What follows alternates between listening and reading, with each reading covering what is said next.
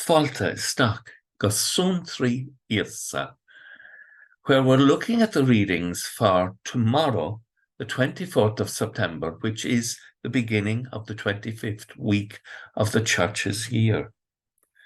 Now, the Gospel is speaking about the generosity of God, saying, "Why be envious because I am generous?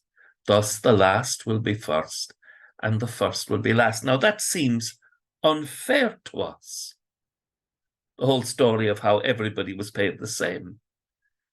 But God is trying to give us a new economy, an economy with a profound generosity of love. This week we've been talking about living in this world as we hope to live in heaven. And so we come to the first reading from the prophet Isaiah, chapter 55. My thoughts are not your thoughts. And so we can turn back to God, who is rich in forgiving. For my thoughts are not your thoughts, and my ways are not your ways. It is the Lord who speaks. My ways are above your ways, and my thoughts above your thoughts. So God wants us to grasp a profound generosity of love. So as we live it, we come to know the profound nature of God, who is love. Profound love. And the psalm, the Lord is close to all who call him. Might be the last moment, but the Lord is close. His mercy endures forever.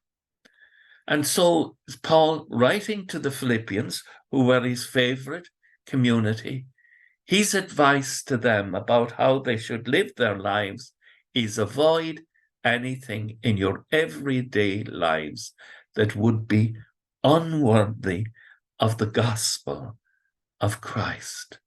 And he talks about his dilemma, whether to stay in this world and do good for Christ, or to go and to be with Christ, who he is very much in love with and longs to meet again as he met him in that first vision on the road to Damascus. Paul will let the Lord decide, because Paul is developing in himself a profound generosity of love, that it is more important for him that he does God's will. When I was a small boy, I frequently heard people around me say, "Welcome be the holy will of God." And what amazed me was, in difficult circumstances, I knew that they meant it. And I reflect back now, and I long to have the generosity of spirit that they had.